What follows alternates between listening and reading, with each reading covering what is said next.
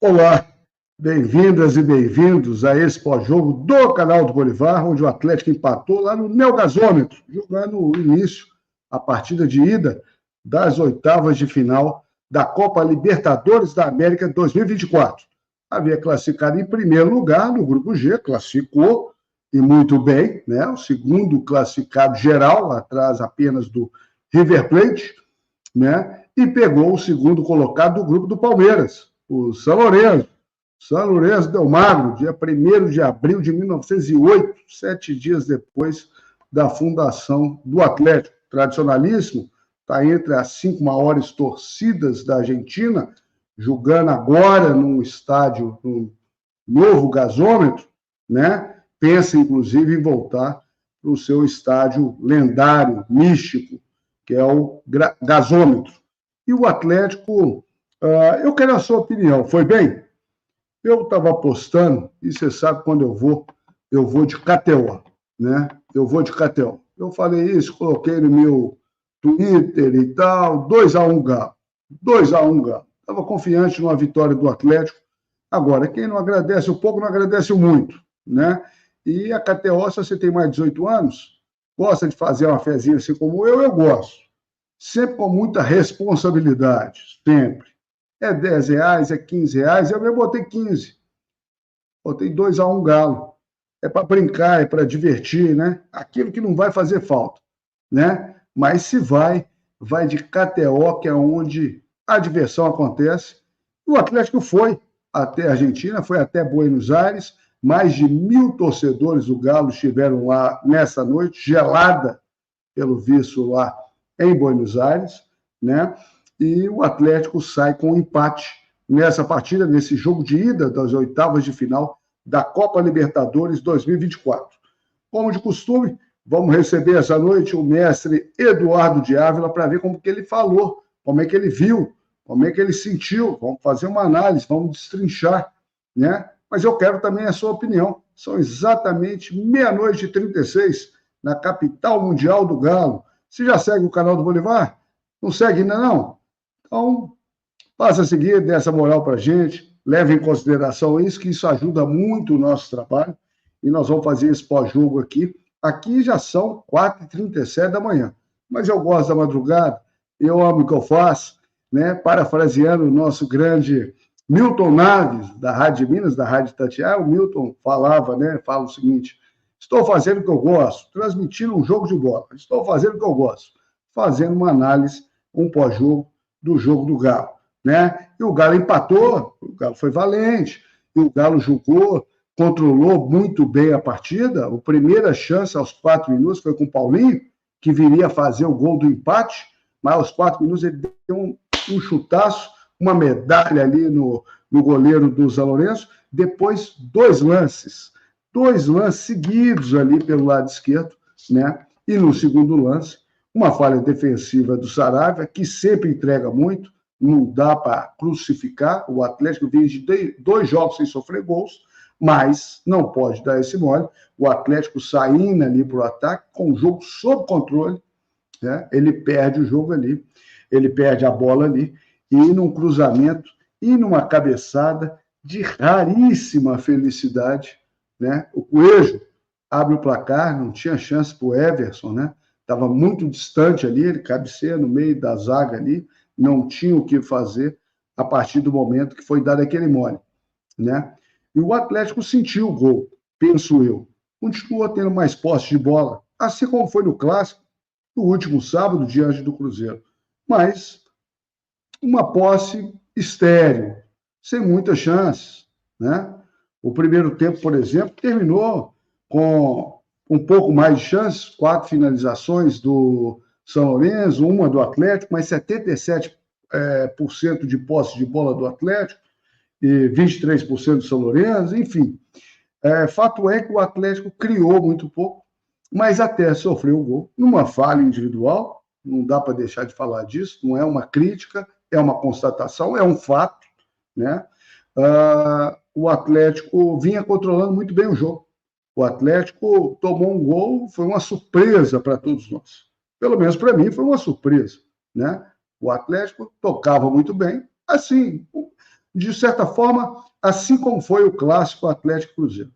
O Atlético com mais posse, rodando a bola, muito, sobretudo no primeiro tempo, passando pelo sistema defensivo, Arana, Everson, Alonso, Batalha, Saravia, Otávio, no meio e tal, aquela situação, e o Atlético acaba sofrendo esse gol fora de casa, com muita pressão, né? Não é uma arena, é um estádio, não é uma arena, é um estádio.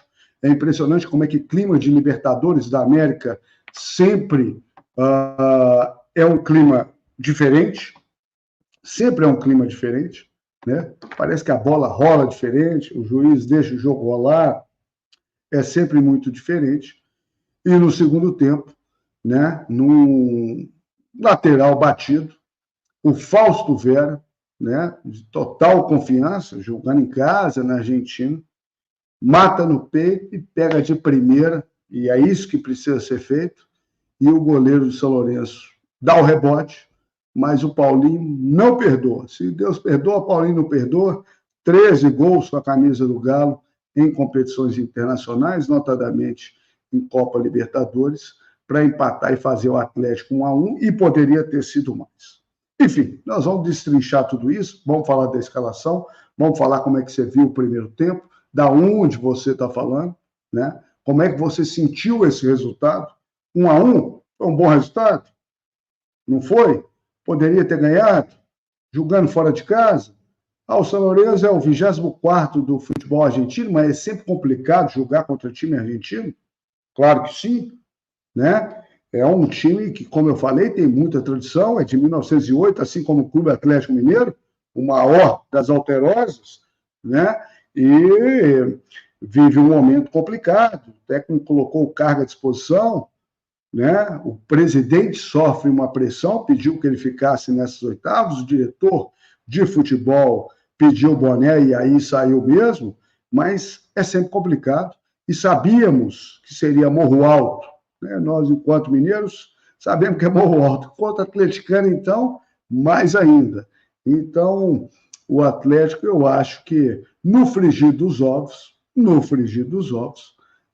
conquistou um bom resultado. Deixa eu trazer para o palco o mestre Eduardo de Ávila, que já está conosco aqui, e tem que acordar 6h30 da manhã, e aqui já são 4h42, a minha amada Almada. Mestre Eduardo de Ávila, boa noite. O Galo empatou, Eduardo, mas um empate fora de casa contra um time tradicional vale pelo jogo de ida das oitavas de final da Copa Libertadores da América 2024. Obrigado por aceitar o nosso convite. Estamos ao vivo. Muito obrigado.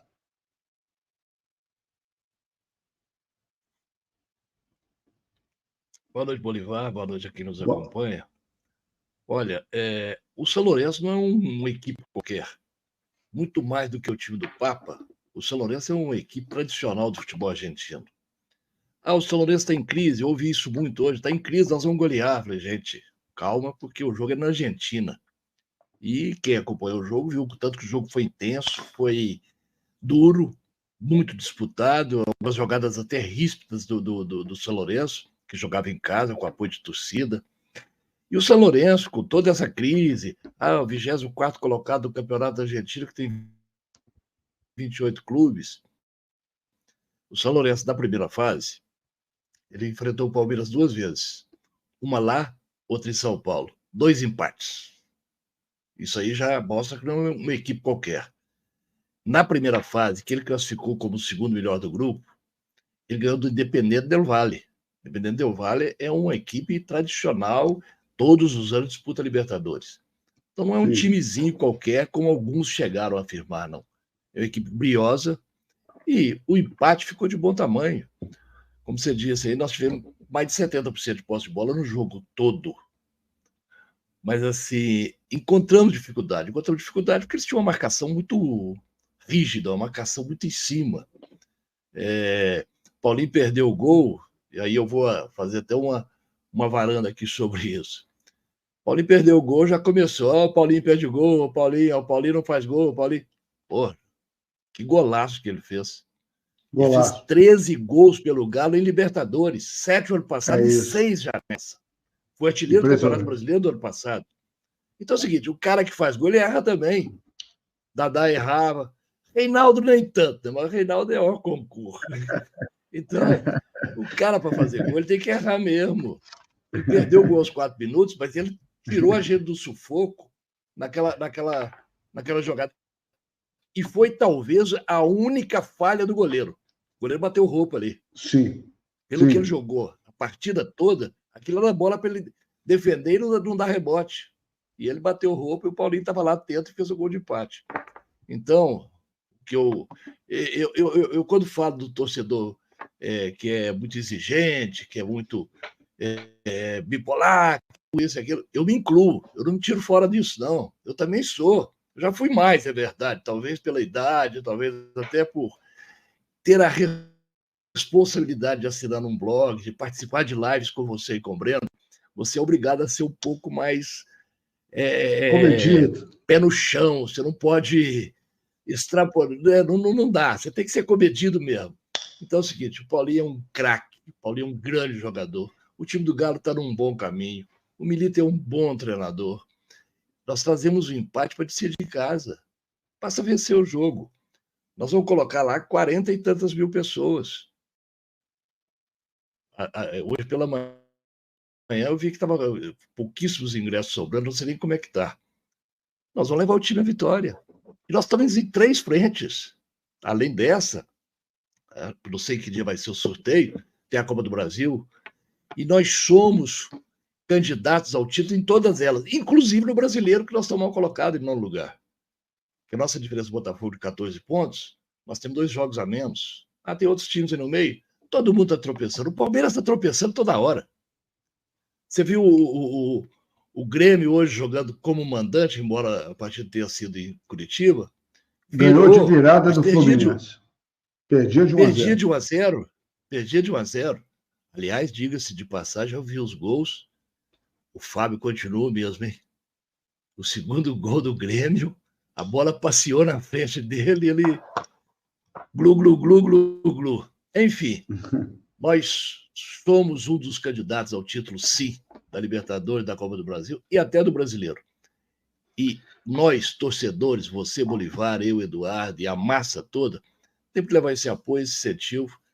Sábado com o Cuiabá, terça com o São Lourenço, no outro sábado com o Fluminense, que aqui é Galo, porra! Sempre nessa, Eduardo de Ávila.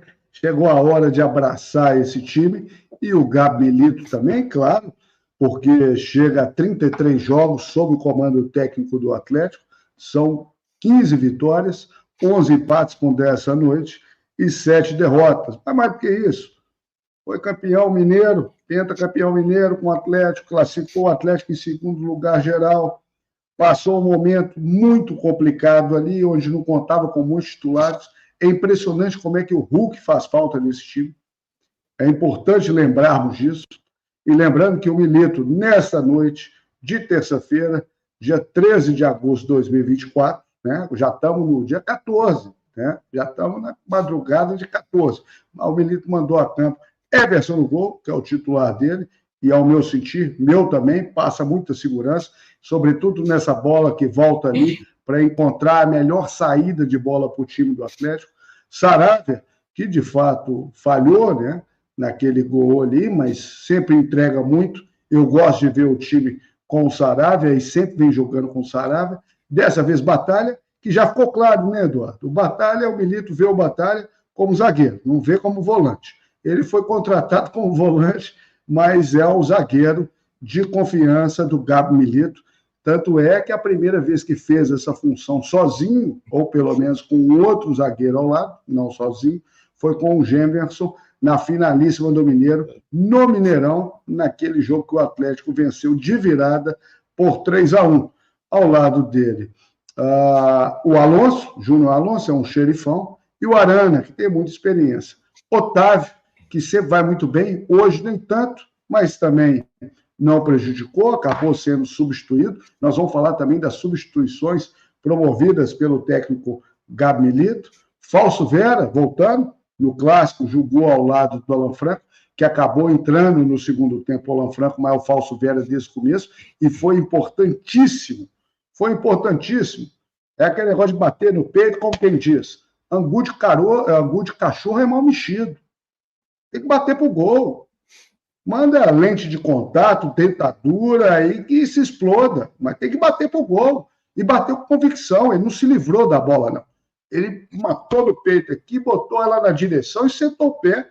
E a bola sobrou ali, porque o goleiro, de fato, estava vindo muito bem e bateu o oco e contribuiu.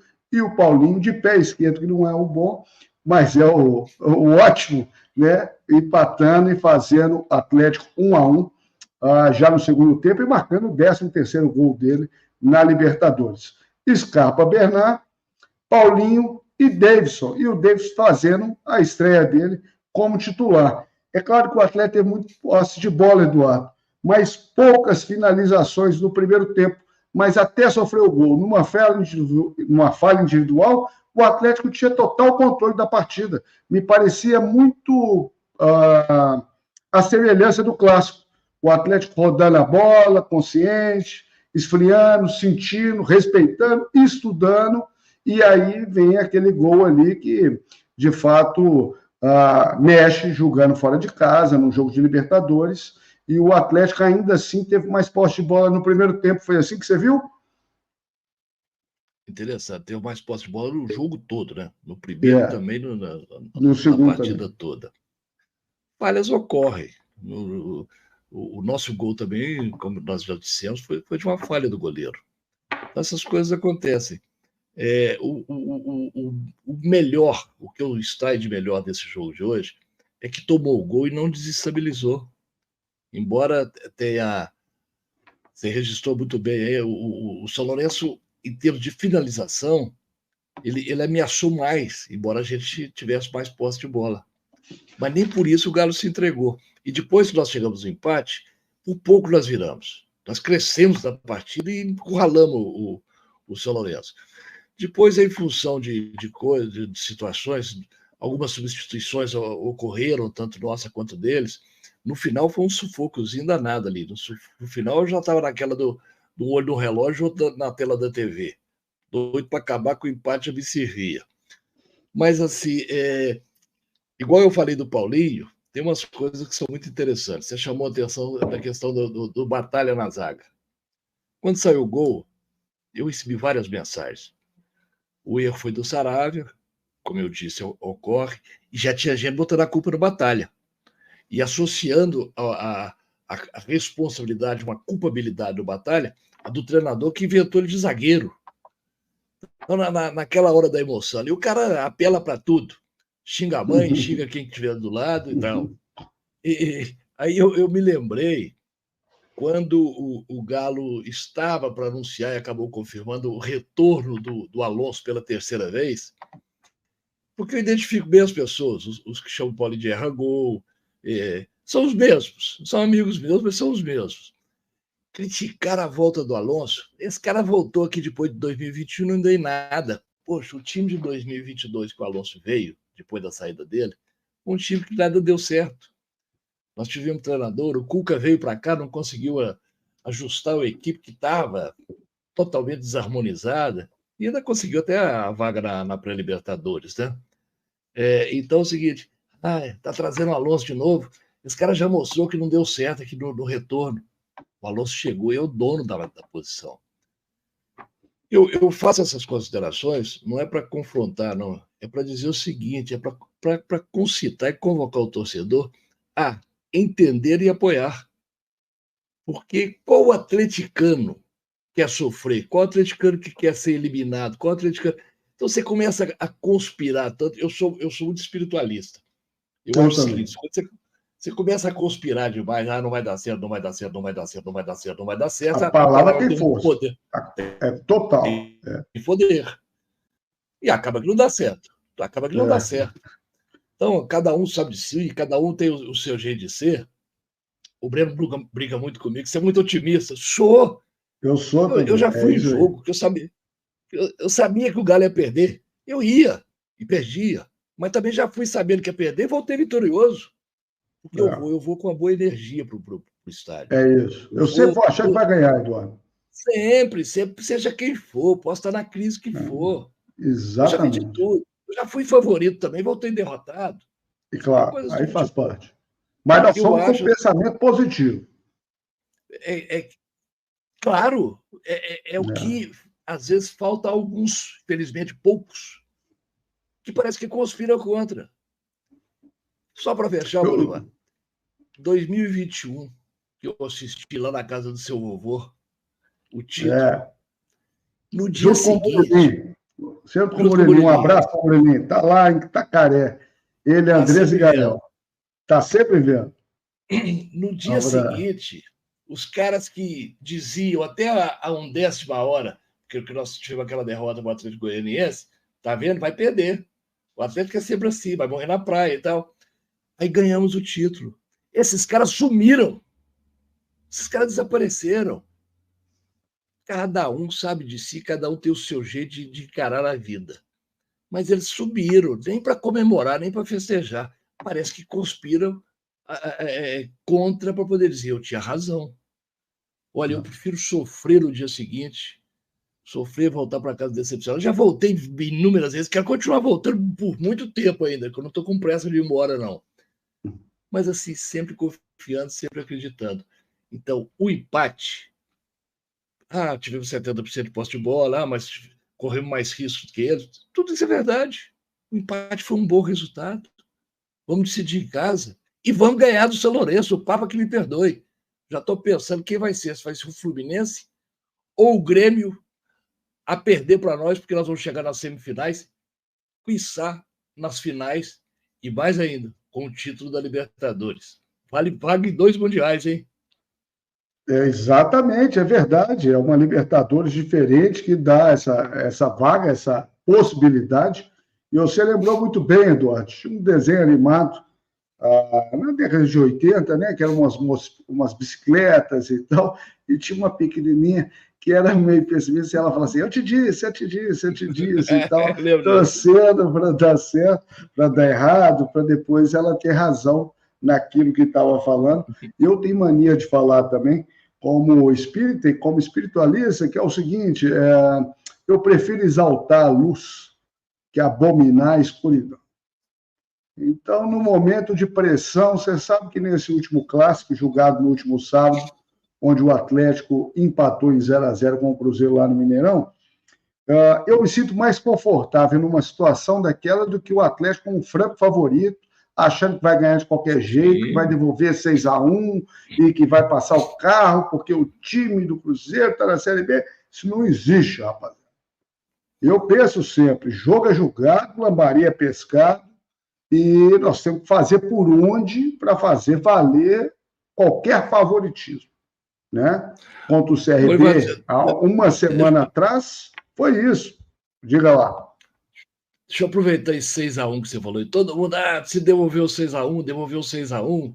Olha, nós ganhamos de 5 deles algumas vezes, nós goleamos eles várias vezes. É lógico, se ganhar de 6-1 ou até mais, eu vou curtir, eu vou adorar. Sim. Mas minha preocupação é ganhar. Você vê o seguinte, na conta do Milito, nós falamos isso sábado depois do jogo, são 4 jogos, 4 clássicos mineiros. Sim. Nós empatamos o primeiro e esse último. 2-2. Os 2 intermediários. Exatamente. Então, os 4 clássicos do Milito, todos viram nenhuma derrota. Não, mas o 6-1 precisa ser devolvido. Não. Olha, eu prefiro uma sequência boa a devolver a 6-1. Bobagem, 6-1 passou. Eu não vi ninguém ver o 9-2, mas existiu. Claro, em 1927, no campo da Alameda, né? Claro. E está no almanaque deles, e isso. Eu já retratava isso em 2008 no Alterosa Esporte, Eduardo. Eu fiz uma série, eu não sei se vocês se lembram, uma história centenária. Eu não contava a nossa história do Atlético desde a fundação, em 25 de março de 1908, ia passando década de 10, década de 20, década de 30 e tal. E quando chegou na década de 20, claro, 1927, retratando essa goleada de 9-2. Mas o Atlético já ganhou de 6-1 do Cruzeiro, o Atlético já ganhou de 6-2 do Cruzeiro, né? Mas claro que isso ficou lá atrás, no esquecimento. Esse é mais recente, porque foi dia 4 de dezembro de 2011. Né? O Atlético poderia rebaixar o rival. Mas são coisas que acontecem no futebol e eu também não tenho pressa com isso. Isso pode acontecer eventualmente. Você não entra para jogar um clássico pensando o seguinte, você vai golear, vai fazer isso e aquilo. Exato. Aliás, o Cruzeiro voltou a jogar depois de muitos anos até com ligeiro favoritismo, e é isso que eu estou dizendo. Que bom, tivemos uma postura, se precisasse ou se tivesse um vencedor, teria sido o Atlético. E eu prefiro o Atlético, de alguma forma, quando entra pressionado para jogar, como entrou hoje, de alguma forma. Né? O Atlético vem sendo cobrado porque não faz um campeonato brasileiro à altura, a verdade que se diga é nesse sentido. O Atlético ocupa apenas a modesta 9ª colocação no Campeonato Brasileiro 2024, com 29 pontos. A verdade é essa. E entrou pressionado para decidir contra o CRB, havia empatado em 2-2, tomando 2 gols com menos de 6 minutos, né? E deu uma resposta à altura. É time de Série B, tem que ter todo o respeito. Clube de recreativo de regatas do Brasil, de Alagoas, empatamos lá em 2-2, vencemos 3-0, passamos o carro. Né? No clássico, só com a torcida deles, fizemos um 0-0. E hoje, jogando fora de casa, saímos atrás no placar por um erro individual. Acho que o Atlético vinha se comportando muito bem, mas chegamos à igualdade e poderia ter vencido. Agora é aquela história, né, Eduardo? É sempre um passo de cada vez, né? Sim. Nem o peru na véspera do Natal mais morre de véspera, né? Então, temos que acreditar e jogar junto, como sempre foi a torcida do Atlético, não é isso? Perfeito. E eu acho que os últimos jogos da nossa arena já foram diferentes, a torcida está mais participativa, acabou com aquela bobagem, porque nós entramos muito na pilha de adversários. E os caras plantam em cima da gente. A questão da acústica, o ponto cego. Nunca existiu ponto cego, não. Eu já assisti jogos lá em diversos lugares, não só no setor de imprensa, não. Eu me lembro uma vez que eu fui para a cadeira, um sujeito imenso, magrelo, levantou e ficou em pé na minha frente. Ué, ele me criou um ponto cego que não estava previsto e não estava tão cheio o estádio, não. Então não tem nada de ponto cego, não. E o barulho está aparecendo. O barulho está... os primeiros jogos, estava aquela coisa assim, muito... a novidade, eu vou lá. E aí eu confesso uma coisa. Eu tenho preguiça de quem vai lá fazer selfie, que o jogo está comendo lá, o jogo está tenso. As pessoas viram para trás para fazer selfie. Não, eu vou lá para torcer, eu vou lá para acompanhar o jogo. Pergunta o Luciano, nosso amigo, há muitos anos atrás, ele assentado perto de mim com a então namorada dele, que hoje é a esposa, foram conversar sobre uma festa. Eu falei, me dá licença que eu vou mudar de lugar, porque eu não estava nessa festa, nem tem interesse na festa. Eu vim aqui para ver o jogo. Então tem gente que ia lá, passou aquela fase, aquele glamour da inauguração, e agora está tendo o torcedor que vai, está gritando, está botando a garganta mesmo para funcionar. E quando isso acontece, alguma coisa boa está por acontecer, viu? Eu estou muito confiante que vão ter festa esse ano na Piscina de Lourdes. Você volta